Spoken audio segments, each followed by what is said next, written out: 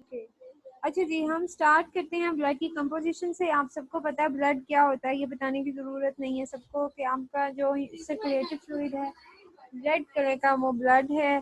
Blood basically एक connective tissue है। Connective tissue में लिविंग और नॉन लिविंग दोनों कंपोनेंट्स होते हैं और इसका पर्पस क्या है? To transport the nutrients and waste throughout the body. Waste product को सारी बॉडी से जमा करता है, न्यूट्रिएंट्स को सारी बॉडी पर जो जो सेल्स जहाँ जहाँ चाहिए होते हैं वहाँ प्रोवाइड करता है, गैसेस को एक्सचेंज को फैसिलिटेट करता है। ये सारी चीज़ें ब्लड का फंक्शन होती हैं, ठीक है। वी हैव बेसिकली लिविंग और नॉन लिविंग कंपोनेंट दोनों। लिविंग कंपोनेंट में आते हैं सेल्स, रेड ब्लड सेल्स हैं, वाइट ब्लड सेल्स हैं, ल्यूकोसाइट्स जिनको आप कहते हैं। इसी तरह से रेड ब्लड सेल्स का कॉमन नेम है एरिथ्रोसाइट्स और प्लेटलेट्स, ठीक है। ये सारे जो हैं ये लिविंग कंपोनेंट्स। नॉन लिविंग में वो प्रोटीन्स आ जाते हैं जो ब्लड प्लाज्मा में मौजूद होते हैं, वाटर आ जाता है, सोल्यूट्स आ जाते हैं, ये सारी चीज़ें नॉन लिविंग में आ जाती हैं। उसके बाद हमारे पास आता है कंपोजिशन ऑफ ब्लड में। सबसे पहले ब्लड सेल्स आ गए। ब्लड एक सेकंड बच्चे, जस्ट वेट अ मिनट, मुझे लग रहा है इसके ऊपर कुछ था जो अब नहीं।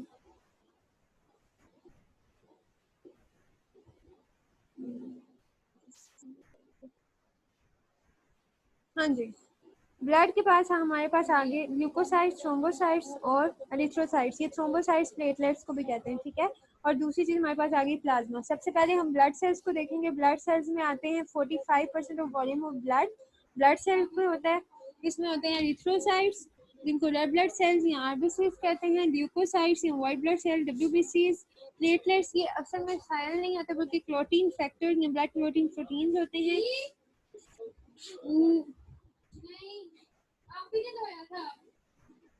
अब हमारे पास आता है प्लाज्मा। प्लाज्मा है liquid part of blood. Plasma के अंदर ब्लड प्रोटीन्स होते हैं, एल्ब्यूमिन और फाइब्रिनोजेन और ग्लोबुलिन।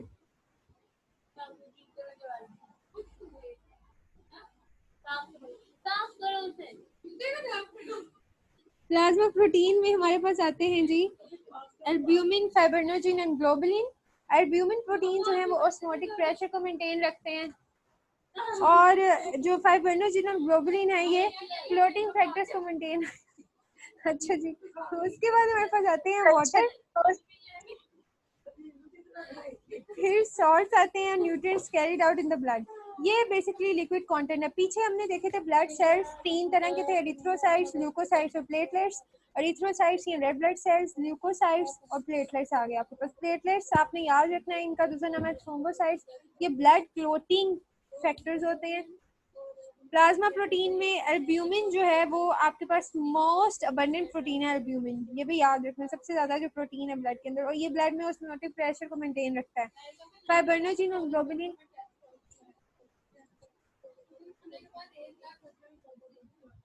वाटर जो है वो लिक्विड सॉल्वेंट है। इसी तरह से सॉल्ट्स हैं और न्यूट्रिएंट्स हैं। ये आपको डायग्राम नजर आ रही है। ये एरिथ्रोसाइट्स यहाँ सबसे पहले आरबीसीज या रेड ब्लड सेल या एरिथ्रोसाइट्स को हम डिस्कस करते हैं। एरिथ्रोसाइट्स या आरबीसीज जो हैं ये इनका काम होता है ऑक्सीजन को ये टिश्यूज तक लेके जाते हैं। ये बने होते हैं हीमोग्लोबिन के। हीमोग्लोबिन जो है वो एक प्रोटीन है, आयरन कंटेनिंग प्रोटीन है। एक बात अपने और याद रखनी, हीमोग्लोबिन और क्लोरोफिल का स्ट्रक्चर बहुत मिलता जुलता है, फर्क सिर्फ ये होता है कि हीमोग्लोबिन में सेंट्रल मेटल एटम मैग्नीशियम है, और सॉरी हीमोग्लोबिन में सेंट्रल मेटल एटम आयरन है और क्लोरोफिल में सेंट्रल मेटल एटम मैग्नीशियम है। हीमोग्लोबिन आयरन कंटेन करता है जो ऑक्सीजन के साथ बाइंड करता है और ऑक्सीजन को सप्लाई करता है सेल्स में। कंसंट्रेशन जो है इसकी हीमोग्लोबिन, अगर ये आरबीसीज हैं आपके डिश शेप सेल्स हैं, और उसके बाद आ जाता है हीमोग्लोबिन मॉलिक्यूल, हीम ग्रुप है इसके अंदर। आरबीसीज जो हैं वो 100 माइक्रो हीमोग्लोबिन सेल्स कंसीडर करते हैं। अगर आरबीसीज का नंबर कम होता है तो हम उसको ब्लड डिसऑर्डर कहते हैं, डेफिशिएंसी ऑफ ब्लड, उसको हम एनीमिया भी कहते हैं। Type of RBC disorder, cause इसका क्या होता है? लो आरबीसीज, आरबीसीज कम हो जाते हैं तो ऑक्सीजन कैरिंग कैपेसिटी आपके ब्लड की कम हो जाती है। ब्लड की ऑक्सीजन कैरिंग कैपेसिटी कम होती है तो सेल्स जो है वो ऑक्सीजन डेफिशिएंट हो जाते हैं। तो आरबीसी डिजीज जो है इसका कॉज क्या है? एनीमिया का। लो आरबीसी काउंट, हीमोग्लोबिन की कमी हो सकती है, या सिकल सेल एनीमिया एक होता है जिसके अंदर आरबीसी जेनेटिक डिसऑर्डर की वजह से सही नहीं बनते हैं, उसको भी हम इसमें कंसीडर करते हैं। और इसका रिजल्ट क्या होता है? ऑक्सीजन की अवेलेबिलिटी कम हो जाती है। Next we have special case sickle cell anaemia का, रिफॉर्म आरबीसीज। सिकल कहते हैं द्रांति को, तो उनका जो आरबीसीज है वो डिस्क शेप नहीं बनते बल्कि द्रांति की शक्ल के बनते हैं, और वो जो हीमोग्लोबिन है वो कैरी नहीं कर सकता ऑक्सीजन को। जब ऑक्सीजन को नहीं कैरी कर सकता तो ब्लड सप्लाई वो डिस्टर्ब हो जाती है, यानी ब्लड में ऑक्सीजन सही तरह से सेल्स के पास नहीं जाती, जो उसके लिए डेंजरस होती है। Sickle cell can also clog blood vessels. Treatment इसका क्या, iron and vitamin supplements, blood transfusion, blood change किया जाता है, फ्रेश ब्लड लगाया जाता है, और उसके अलावा आपके पास आ जाते हैं, ये देखें ये नॉर्मल ब्लड सेल्स हैं, इतने ज़्यादा हैं उसके अंदर, और एनीमिक में कम होते हैं। ये sickle cell anaemia case number 2 के अंदर जो आपको नज़र आ रहा है, ये देखें, ये these are sickle cell anaemia. उसके बाद आगे आ जाए आप, ल्यूकोसाइट्स या व्हाइट ब्लड सेल दो तरह के होते हैं, ग्रेन्युलोसाइट्स और ए ग्रेन्युलोसाइट्स, दो तरह के होते हैं व्हाइट ब्लड सेल्स। टोटल 5 इनकी किस्में हैं, जिसमें से 3 ग्रेन्युलोसाइट्स और 3 ए ग्रेन्युलोसाइट्स और सॉरी 3 ग्रेन्युलोसाइट्स और 2 एग्रेन्युलोसाइट्स में आती हैं। टोटल ल्यूकोसाइट्स की 5 टाइप्स हैं, और उसके अंदर आते हैं इओजिनोफिल, बेजोफिल, न्यूट्रोफिल, मोनोसाइट और लिम्फोसाइट, ये 5 टाइप्स हैं। ठीक है, इओजिनोफिल, बेजोफिल, न्यूट्रोफिल, मोनोसाइट और लिम्फोसाइट। ल्यूकोसाइट्स जो हैं बेसिकली इनका काम क्या है, ये आपकी बॉडी को डिफरेंट इन्फेक्शंस के अगेंस्ट इफेक्ट करती है, बैक्टीरिया वायरस से जो पैरासाइट से बचाती है। और कैसे बचाती है कि ये ब्लड में मुसलसल सर्कुलेट करता रहता है, और लोकेशन को फिर डिटेक्ट करता है कि कहीं पर इन्फेक्शन मौजूद होता है, तो फिर वहाँ पर उसके अकॉर्डिंगली रिस्पॉन्स दिया जाता है। टाइप्स आगे इसकी, न्यूट्रोफिल, इओजिनोफिल और बेजोफिल। न्यूट्रोफिल जो है वो एक्टिव फेगोसाइटिक करता है, यानी सेल्स को खाता है, फर्स्ट रिस्पॉन्डर होता है, सबसे पहले ये रिस्पॉन्स करता है। नेक्स्ट वी हैव इओजिनोफिल जो कि लार्ज पैरासाइट्स को किल करता है।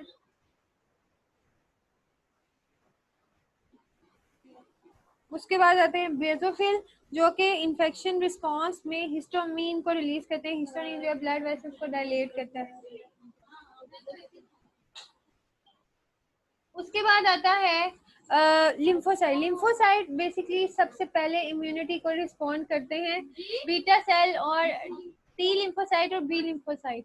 बी सेल्स जो हैं वो एंटीबॉडीज प्रोड्यूस करते हैं, टी जो हैं उसको रिस्पॉन्स करते हैं एंटीबॉडीज को फॉरेन टिश्यू के अंदर।